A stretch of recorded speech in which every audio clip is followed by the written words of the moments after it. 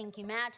Our top story today, the results are in for the Indiana primaries. Let's get to GMK anchor Jim Stratman with a look at the latest results. Good morning, Jim. Yeah, good morning, Casey and Gabe. It was a very busy day in Indiana yesterday. We've got the map pulled up. We're going to go through some of these races, but we'll start with a couple of highly contested sheriff's races we were watching. Republican Kenny Kavanaugh ended up upsetting Scotty Maples, the sheriff in Clark County, 65-35. Quite a landslide victory there in that primary. On the Democratic side, Tim Deerings won with 61% of the vote, beating out Ed Byers, who had just 39%.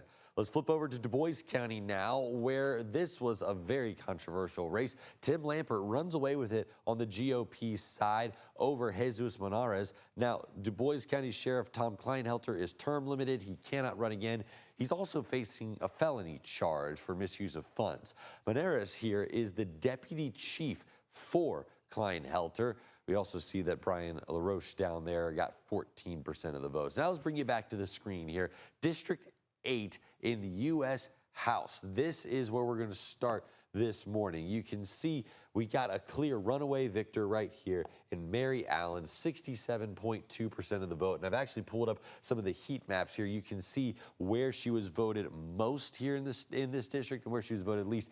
Down here in the southern part of the state, we're seeing a lot of those votes coming in to help her run away with this election right here. She's going to be facing off against Mark Messmer, who is the Republican incumbent for that seat. Let's flip over to the 9th district right now. Same kind of thing, a lot tighter of a race though. Brad Meyer ends up taking it 37.8% of the vote, but you can see Tim Peck, he challenged him pretty strong, especially down here in Harrison County, over here in Jefferson County as well, even a little bit more in Clark County. But as you get up into Decatur County, Franklin County, Ripley County, that's where you see Myers really having that stronghold. So he is now going to go on and face Aaron Houchin in November, who is the Republican incumbent for this seat.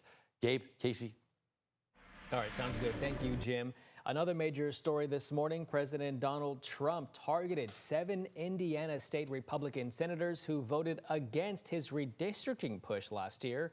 Tuesday night, 5 of those senators lost in their primary elections.